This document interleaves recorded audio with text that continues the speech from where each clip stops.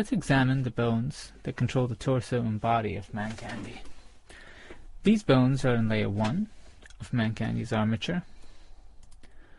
The body bone is a parent of everything in the armature and just moves it all around.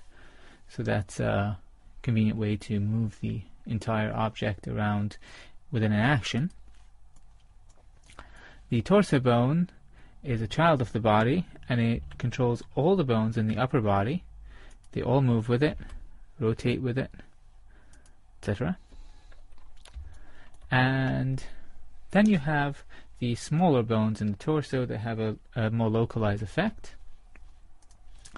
The low back bone controls the hip area.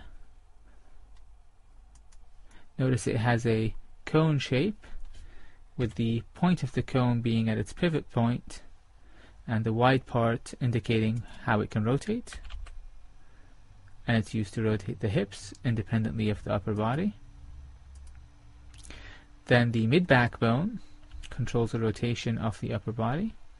And notice that the head rotation is independent from its rotation, though the head rotation is not independent of the torso rotation.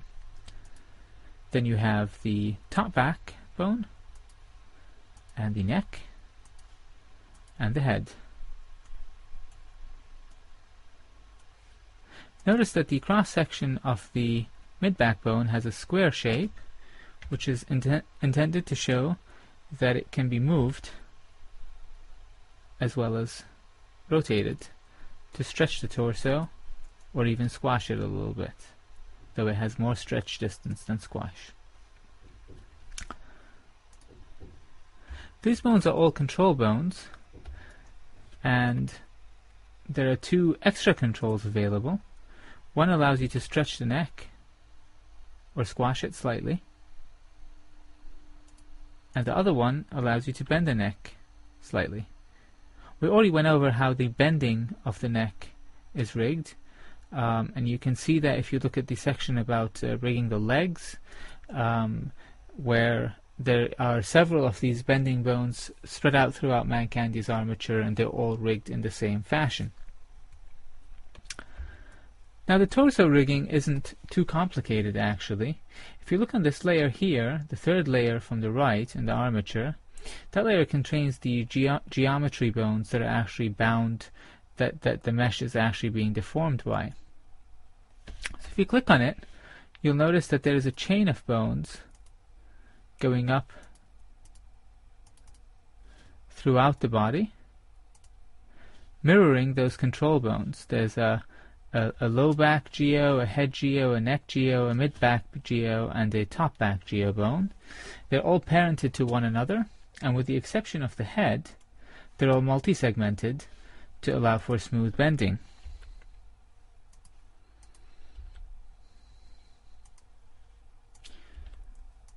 The simplest one is the low back geo, which has no constraints on it at all. It's simply a child of the low back and moves and rotates with it. The mid-back geo has a copy scale and a copy rotation constraint on it, pointing to a bone in the last layer of Mancandy. This bone right here, called mid-back stretch. These bones in this last layer are bones that are not bound to the geometry directly and aren't used as controllers. They're simply helper bones that are used for the constraint system. Mid-back stretch is a child of the torso and is constrained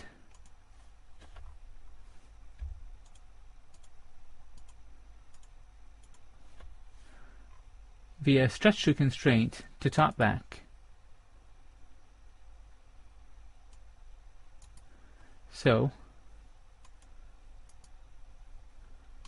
if I were to move mid-back, like so, you can see it stretches to the top back bone.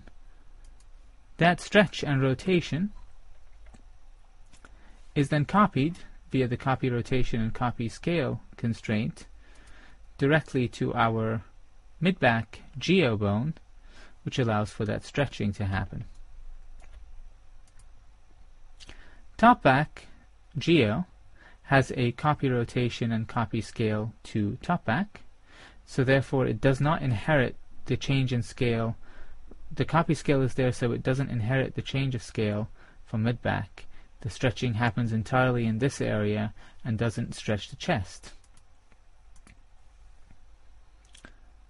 The neck bone, or the neck geobone, has a copy rotation to the neck control bone, like so, but it has a stretch to constraint to neck stretch. Neck stretch is just a child of neck and is constrained only to move in the y-axis, and it allows stretching the neck geobone.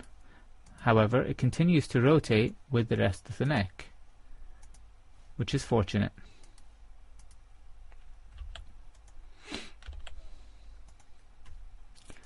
The head control bone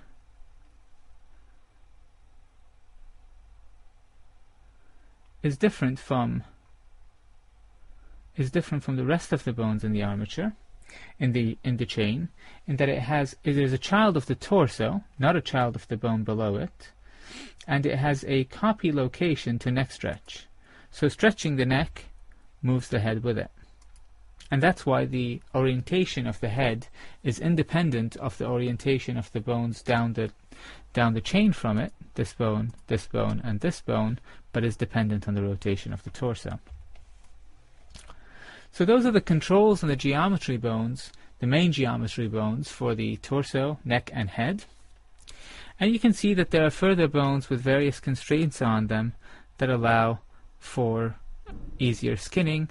This is just a child bone of this one that allows skinning the made weight painting the chest a little bit easier. There are also, as you can see here, a series of bone in the shoulder areas that are children of the upper body, and they have stretch to constraints to these little bones that are parented to the arms. And they somewhat simulate the action of the muscles in the shoulder, back, and chest via their stretch to constraints, and allow smoothing the deformation of the shoulder area of man candy. The neck rigging in man candy is a little bit of a legacy setup, dating before B-bones were invented, and has 3 bones on the top, middle, and bottom of the neck that are pointing via lock track constraints to these little targets here that are children of this bone that has a stretch to a target on the head over here. And the lock track constraints cause these bones to change orientation but not length, so they kind of preserve the volume of the neck, and they allow for some twisting. They allow for some twisting of the neck as the head twists. Once again, this was done prior to B-bones being available in Blender. And that's basically how the torso bones are working. You can see more of these little stretch 2 helpers here in the hip area, where they're helping this portion of the hips deform correctly. These 2 bones pointing forward, these leg plane bones, are actually legacy bones, but they're probably going to get used for a different reason in the next version of Man Candy.